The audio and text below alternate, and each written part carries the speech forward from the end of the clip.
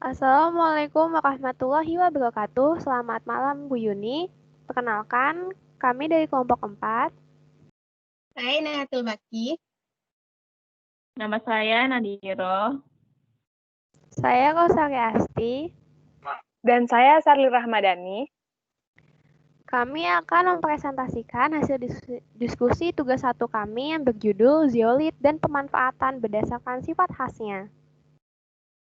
Berikut ini adalah outline yang akan kami sampaikan. Yang pertama, pendahuluan. Kedua, sejarah zeolit. Ketiga, sifat khas zeolit. Keempat, sintesis zeolit. Kelima, kerangka zeolit. Dan keenam, kesimpulan. Untuk pendahuluan akan disampaikan oleh teman saya, Nadiro.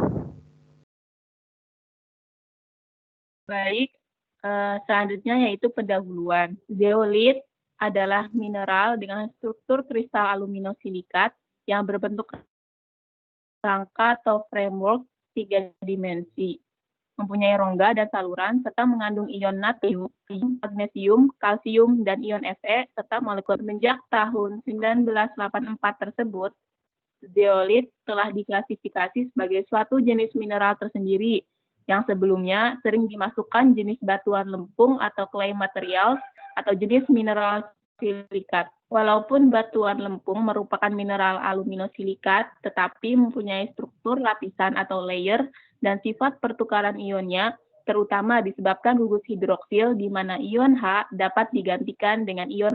Oke, next. Selanjutnya yaitu sejarah. Menurut sejarah, zeolit telah dikenal dari 200 tahun yang lalu. Masyarakat menggunakannya sebagai batuan perhiasan serta dikoleksi di berbagai museum di Eropa. Pada tahun 1756, Frederick Ronsted, ahli mineralogi bangsa Swedia, menemukan mineral sibilit yang apabila dipanaskan akan seperti batuan pada tahun. Nah, mineral sibilit ini berlanjut lagi, yaitu sejarahnya pada tahun 1857 oleh Demer yang menemukan zeolit dapat mengalami dehidrasi yang reversibel tanpa mengalami perubahan struktur. Nah, sedangkan pada tahun 1896, Friedel telah meneliti beberapa kloroform yang dapat diserap oleh zeolit setelah didehidrasi. Oke, next. Selanjutnya yaitu zeolit ini berasal dari bahasa Yunani, yaitu zeo atau boil dan lite atau stone. Nah, dari bahasa tersebut didefinisikan bahwa zeolit adalah mineral dengan struktur kristal aluminosilikat yang berbentuk rangka atau framework 3 dimensi, mempunyai rongga dan saluran, serta mengandung ion-ion seperti natrium, kalium, magnesium, kalsium, dan ion Fe, serta molekul air tersebut. Oke, selanjutnya yaitu bagian sifat dari zeolit akan dibacakan oleh teman saya, Inayatil Bakti. Ya, selanjutnya kita akan membahas sifat khas zeolit dan aplikasinya. Yang pertama di sini, zeolit sebagai adsorben. Karena struktur dari zeolit yang berongga atau berpori, sehingga zeolit mampu menyerap sejumlah besar molekul yang berukuran lebih kecil atau sesuai dengan ukuran rongga zeolit tersebut. Nah, zeolit mampu menyerap molekul gas 30% dari bobot keringnya dan 70% molekul air dari bobot keringnya. Dimensi dari pori-pori zeolit dan kemampuannya untuk mengabsorpsi menjadikan zeolit semacam saringan molekuler yang dapat dimanfaatkan dalam berbagai aplikasi. Nah, salah satu pemanfaatan sifat absorpsi ini salah satunya digunakan untuk proses pemurnian air. Bisa dilihat pada gambar, pada tangki 1 dimasukkan air yang belum dimurnikan dan digunakan adsorbennya zeolit. Nah, di tangki kedua ini akan mengalir hasil dari pemurnian tersebut. Nah, dikatakan dalam suatu artikel bahwa pemurnian dengan zeolit dapat menurunkan kadar Fe sebesar 55% dan kadar Mn sebesar 99%. Selanjutnya, yang kedua yaitu sifat zeolit sebagai penukar kation. Zeolit dapat berperan sebagai penukar kation. Zeolit secara alami memiliki ikatan logam yang mudah lepas dan mudah digantikan oleh kation lain di dalam sistem larutan. Berdasarkan kemampuan tersebut, penggunaan utama dari zeolit sebagai penukar ion adalah untuk pelunakan air dalam industri deterjen dan penggunaan pengganti fosfat. Nah, di sini aplikasinya menggunakan zeolit Na. Ion natrium akan dilepaskan oleh kristal zeolit dan digantikan dengan ion kalsium dari air sadah. Hal ini akan menyebabkan penurunan kesadahan dari air. Selanjutnya, sifat yang ketiga yaitu zeolit sebagai katalis.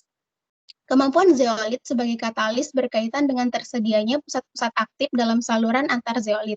Adanya logam aktif pada zeolit, sistem pengemban logam, akan memperbesar luas permukaan dan meningkatkan keasaman katalis. Pusat aktif ini selanjutnya dapat mengikat molekul-molekul basa secara kimiawi. Salah satu reaksi katalitik yang paling menonjol di mana zeolit digunakan sebagai katalis yaitu FCC atau fluid catalytic cracking. Nah, di sini dalam proses ini, fraksi hidrokarbon dengan berat molekul tinggi dari minyak mentah minyak bumi diubah menjadi bensin, gas olevinik, dan produk lain yang lebih berharga. Penggunaan zeolit sebagai katalis ini dapat meningkatkan konsentrasi produk lebih besar dan dengan reaksi yang lebih cepat.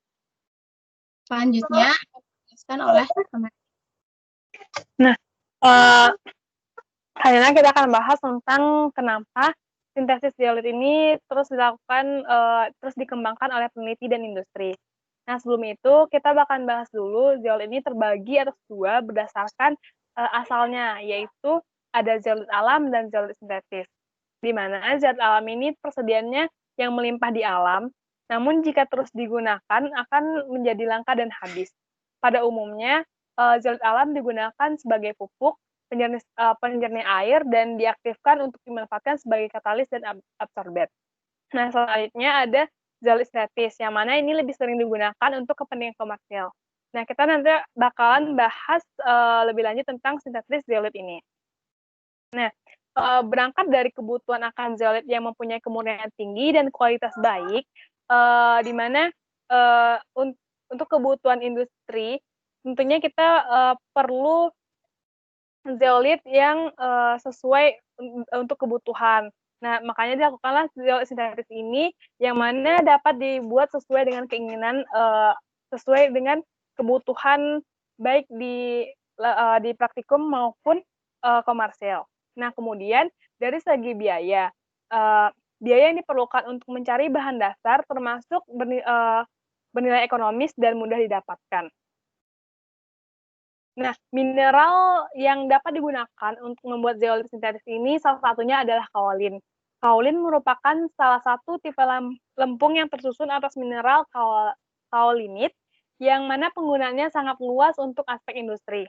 Nah, berdasarkan pada kemurnian serta komposisinya, kaolin ini dapat digunakan sebagai bahan baku pembuatan zeolit. Oke, selanjutnya akan dilanjutkan oleh Rosa. Ya, untuk bagian saya yaitu struktur zeolit. Struktur kristal zeolit awalnya tersusun dari unit bangun primer yang kemudian saling terhubung dan membentuk kombinasi struktur yang disebut unit bangun sekunder. Unit bangun primer terdiri dari atom Si, silika, dan Al, aluminium, dalam bentuk tetrahedralnya, dengan rumus molekulnya TO4. Pada struktur unit bangun primer, zeolit masih belum bisa dibedakan satu sama lain. Zeolit hanya dapat diidentifikasi berdasarkan unit bangun sekundernya. Seperti yang terlihat pada gambar 1, unit bangun sekunder pada gambar tersebut tersusun dari dua unit bangun primer. Berdasarkan data pada Atlas of Zeolite Framework Types, UBS atau unit bangun sekunder yang telah teridentifikasi ada sebanyak 23 jenis.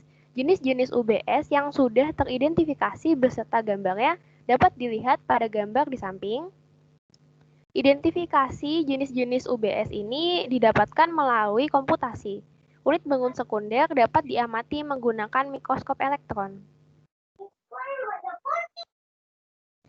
Untuk kesimpulan dari presentasi kami kali ini adalah sifat zeolit yang khas membuatnya dapat dimanfaatkan menjadi absorben, penukar kation, katalis, dan lain-lain. Dan pengembangan zeolit sintetis masih terus dilakukan agar industri maupun kehidupan sehari-hari dapat dipenuhi kebutuhannya.